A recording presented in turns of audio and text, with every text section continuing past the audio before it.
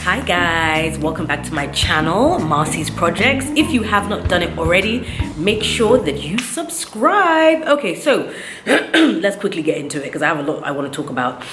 This vlog is about this past weekend. It was, for want of a better word, really crap. So I kind of want to talk about that. I've got braces, guys. I know, what's a 30-something doing with braces? Well, I wanted to get my teeth fixed for a really long time. I had a lot of overlapping in my bottom set of teeth, and yeah, basically it was a very painful process because I have overcrowding, so they had to shave some of my teeth down. Anyway, I'm not trying to talk about getting braces, but I've got them, and you know, hopefully this time next year I'll have perfect teeth, fingers crossed. Okay, so I want to talk about this past weekend. I've told you guys to subscribe, right? I might be doing this a lot, the not remembering what I'm talking about. I know you have that anyway, but I got malaria, or I have malaria, or I'm getting over malaria. You know, I'm healed. Hallelujah. Okay, so first of all, shout out to my extensions for this hair. If you know me, you know that I don't really like wigs, but they are very convenient, and you know, so I got a new one. And I have to say, I really like this one. It's from My Extensions. The color is absolutely gorgeous. So thank you guys. Really like this one. Right? I feel very comfortable wearing it. Okay, so this past weekend, it started last week Thursday, right? Last week Thursday night, my son had a temperature. And so I gave him some Calpol. It went down. He went to bed. Next morning, temperature again, and he basically had, so he couldn't go to school, so he had a temperature through Friday, and I called the doctor and I said, what should I do? And you know, which I thought, give it 24 hours, and she said if it persists, Saturday morning I should bring him into the hospital. So Saturday morning he still had a temperature, so I was like, okay, this must be something else. Took him in, and at this point, let me go back again. So Thursday he wasn't well, he had a temperature all the way through to Saturday morning, so that was about 24 hours. Thursday morning, I woke up with a sore throat and I wasn't feeling well. I felt a bit dizzy. I felt a bit nauseous. No, I'm not pregnant. But I remember thinking, well, I mean, I was like, I can't be pregnant because I was, you know, thinking about my cycle and all of that. But I just felt quite unwell. But you know, you feel unwell, but you think, maybe I'm just feeling, what's the word? You know, when you feel, I told you this was going to be happening. What's the word? There's a word. Run down. So I was feeling run down, right? I'm even sweating now. Oh Lord. I was feeling run down, so I was like, you know, anyway, whatever. Went for lunch with a friend, came home, still felt run down. Friday, I was, you know, out and about. I still felt a bit ill, but I thought, anyway, whatever. And my concern was my son. So Saturday morning, we go to the hospital. You know, taking your child to the hospital is never fun. But I have to find out what was wrong with him. So we get to the hospital and they do they check all his vitals, his ears, his eyes, his chest, you know, everything was okay. He just had a temperature. So they said, we're going to do a blood test. So I'm like, blood test on a toddler. What are you going to do? They said they're going to do a pinprick in his thumb and get the blood that way. So I was like, oh, you know, that's quite harmless. So they did that. Obviously he cried, he was upset. They were pushing it so that the blood would come out and they would take as much blood as possible. Okay, no problem. So wait 25 minutes, get the blood test. They said something about blood cells, okay, but they need to investigate further. So they need to do another blood test. So I'm like, okay, are you gonna use the same blood you got or what? They said, no, we need to take more blood. So I now said, how are you planning to take more blood? Seeing as he was slightly distraught with what you did the first time. They said they need to get a vein into little Prince's arm, a vein to get more blood. So of course I'm like, okay, if this was going to be a factor, I understand. But if this was going to be a factor, why didn't you just do this in the first place? So you would have enough blood to cover all bases. Because you guys were telling me that you need to take blood and you're going to do full blood work. So full blood work to me is full blood work. But now you're telling me, oh my God, has my stomach just been hanging out like that? Wow. But now you're telling me that you need to do full blood work. It's like when you go to a concert and they say they sell you a VIP ticket and you get there and there's VVVIP. Like, give me all the information. So I'm like, fine, no problem. It was harrowing. It was just like, they basically found a vein. I mean, first of all, he's a baby, right? And they stuck a needle through his arm, his hand here like this, which is painful on an adult. So imagine a child doing that, and then you now have to get the blood to come out. And then she was now moving it around because I don't know if she didn't find the vein or whatever. And I had to like grip him in between my legs because obviously he wants to move. I had to grip his arm, grip his leg. We were holding him.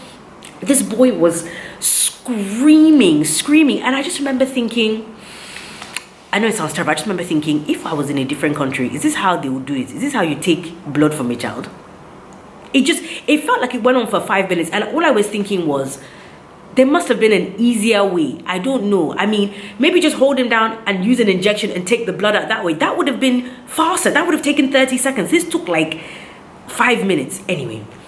And I cried, right? Because he was in so much pain. He was crying. Anyway. So I just remember thinking, why am I crying? I was very emotional that day. Anyway, wait. And they said it would take 2 days to get the results. So I said, okay, no problem. Let me get the results. And then what happened after that?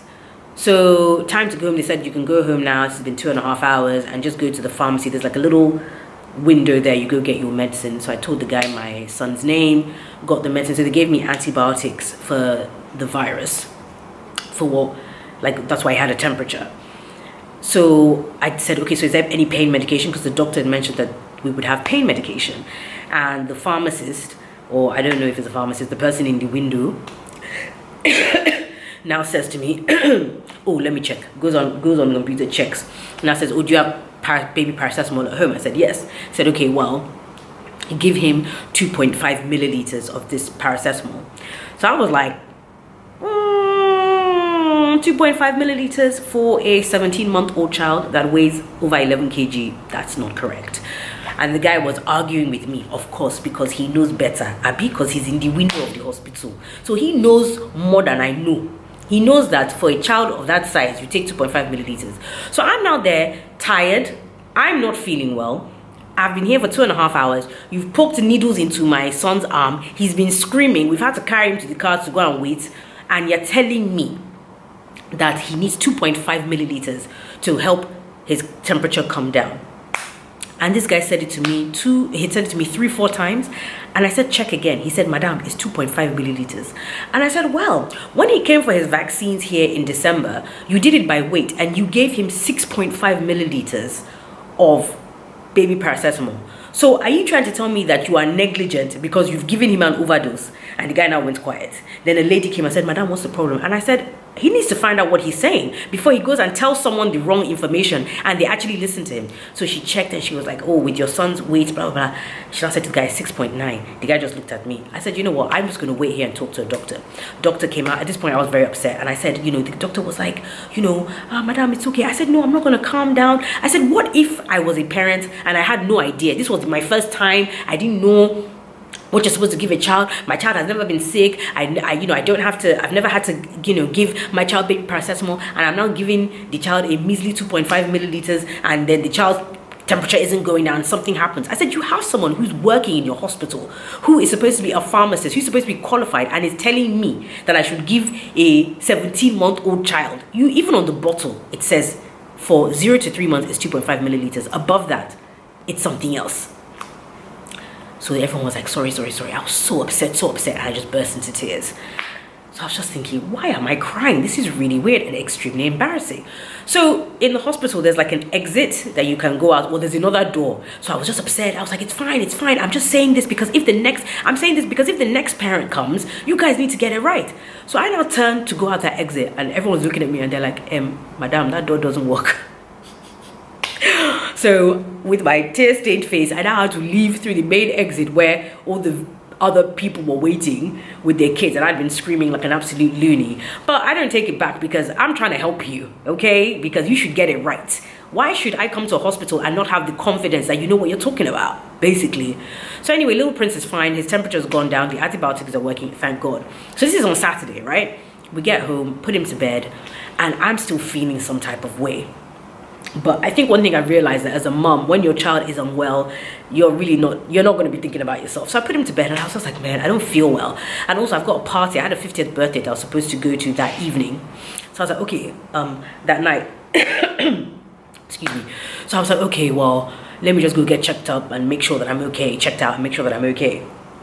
So I quickly get in the car, go to get some blood work done. And the guy was like, madam, are you sure you're not pregnant? And I'm like, how will I be pregnant and not know? I mean, hello. So do the blood work and I'm like, also, would you be able to tell? He was like, yeah, we'll be able to tell this early, blah, blah, blah. So I'm like, okay, whatever.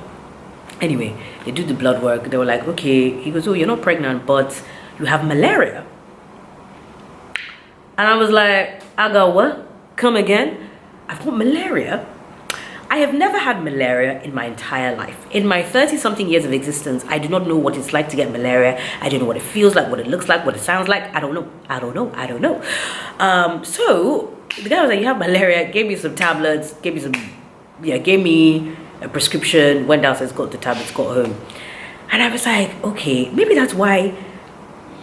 I don't want to say that I felt slightly delirious, but I was feeling a little bit like when I was in the hospital screaming, I felt like I was having an out-of-body experience. And then I was very emotional. And then when I got home, I was just like crying. I didn't know why I was crying. I was just upset. I didn't know. And the night before, or on the Thursday night, when I was eating, the food tasted bitter and I didn't want to eat. On Friday, I didn't really eat. I felt like I had pins and needles. That I remember thinking, this is strange. My body felt like, you know that pins and needles feeling where you sit down for too long and you get up and then your leg feels a bit like someone sticking needles in there. And I was cold. I didn't want the AC on, that kind of thing, which I guess are telltale signs. Anyway, so yeah, I had malaria and it's not fun. I've been in bed for like 4 days. Today is Tuesday and this is the first time I've like really ventured out of my house apart from taking my son to school.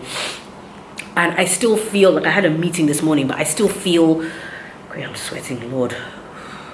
I still feel like, I don't feel 100%. I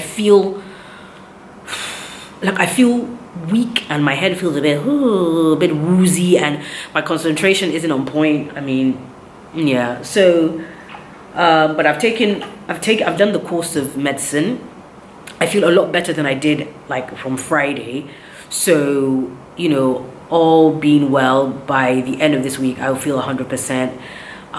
It ain't no joke. They were asking me where did I get it from, and I was thinking, how the hell do you know where you got it from? I don't remember when a mosquito bit me. I was probably out something, I don't know. Because in my house, I am very like, because I don't want my son to get malaria, I'm very like, oh my gosh, if there's a mosquito, spray, oh, take him upstairs, you know, all that kind of stuff. But, you know, it finally caught up with me. But, you know, I know the God I serve, and I know that I am healed in the name of Jesus. And the enemy tried it, but did not succeed. So, yeah. Oh, gosh. Sorry. How could I forget? So, yeah, that happened. But then even with that, on Sunday, I had to go and sit an exam. So I was feeling like battered, but I had to go sit an exam. So I got driven to the mainland. I'm doing this theology course. And the exam was just 40 minutes. But I had to go. So it was like 4 p.m. in the afternoon. I went to the mainland. It was like around Alausa. And I sat my exam 40 minutes and got in the car. But before that, so before I left, I told my nanny that I measured out my son's antibiotics, like, you know, those baby syringes, and I put it in a thing and I put it in the fridge. And I said, I don't know what time I'll be back, because I thought I had a lecture and an exam. I said, I don't know what time I'll be back, but I need you to give him this medicine before he goes to bed at night. But I will call you to tell you when you should give it to him. She nodded. She said, yes, yes, yes. Now, my nanny is very capable. You know, yes, she makes mistakes, but she's very capable. I mean, my son's nanny. She might as well be my nanny. So, on my way to my exam, obviously, I'm about to sit my exam, so my phone's on silent. And just before I get to the place where they're taking the exams, I see I have 2 missed calls from my nanny. So I call her back and I'm like, what's up? She goes, oh, I was trying to reach you about, you know, little prince's medicine and about giving it to him, but I couldn't reach you. So he's supposed to take it twice a day, in the morning and at night, and I couldn't reach you. So I was like, okay. And then she said, yeah, so I've given him the medicine. And I was like, you've done what? She was giving him the medicine. I said to you to give him the med. I said to you, first of all, I said to you, I'll call you before you give him the medicine. And secondly, well, even to tell the story is giving me a bloody headache. My point was, I told you that I would tell you when to give him the medicine because I'm not sure when I'm coming back. And I left the house, and because you couldn't reach me, you gave him the medicine. And she was like, and I was like, you are saying you're playing with my child's life, and you're saying you gave him medicine early, and you're saying you don't even, I mean, obviously she has no idea about dosage or about, you know, when to give, and is it too close to the time you gave it, like there's supposed to be a 12-hour gap. So I just said, so obviously I went ballistic because I'm not feeling well, and you're now I'm giving you information, you're nodding saying yes you understand, but you clearly didn't understand. You clearly didn't understand. That's why you called me to find out the information, but you just gave it to him anyway because you thought, oh, she must have meant this. Because my thing is, if you're not sure, don't give him. Anyway, no problem. But you know, the thing is, thank God it was like 2 hours before you were supposed to take it. You know, 10 hours, 12 hours, call the doctor, it's not going to make a difference. But my point is, thank God, what if it was like I'd given it to him before I left and he was supposed to have it 2 hours, like, I don't know, what if the time period was a lot shorter basically? So anyway, when I got home, she was, you know, apologizing and blah, blah, blah. And I said, you know what, it's even fine, because I was shouting at her on the phone, I was so upset. You know, I said to her, because I keep saying to her, if you don't understand what I'm saying, or you're not sure, just call me. And if you don't reach me, like, don't do anything, you know? So anyway, it's fine. I said to her, you know what? It's not even your fault. It's my fault. I shouldn't have told you to do it. But my thing is, I wanted him to, if I wasn't going to come back before his bedtime, he needs to take the medicine. So I said, it's my fault. It's my fault. I shouldn't have even given you that much responsibility. At the end of the day, this is what happens when you're a mother. You can't even be sick in peace. I can't be sick and have peace of mind and go and lie down for 3 hours to recuperate because I have responsibilities and I have duties, and you know, you think you can maybe get someone to help you a little bit, but apparently you can't. So that's something else that I'm learning. And you know, I've learned my lesson with that whole, you know, try and give him even just simple vitamins, vitamin C with syrup. It's okay, I'll do it myself. I'll do it. It's all right. I don't want headache. I don't want problem. I don't want, God forbid, anyway, nothing can happen. My child is covered in the blood of Jesus. But it's just like, it just shows you that you really just have to micromanage, and you basically have to do it yourself. Well, I will do it myself, you know, because anytime I feel like I'm trusting a little bit, this kind of nonsense happens. So yeah, I mean, what have I learned from this past weekend? Malaria sucks, and it's not fun. It's not fun. I felt like slightly delirious. Like I was in bed having all sorts of random thoughts.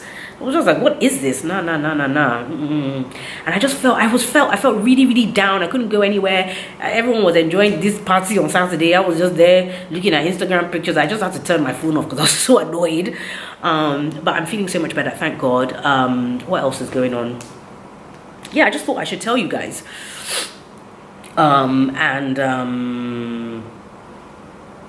Yeah, just, it's not fun.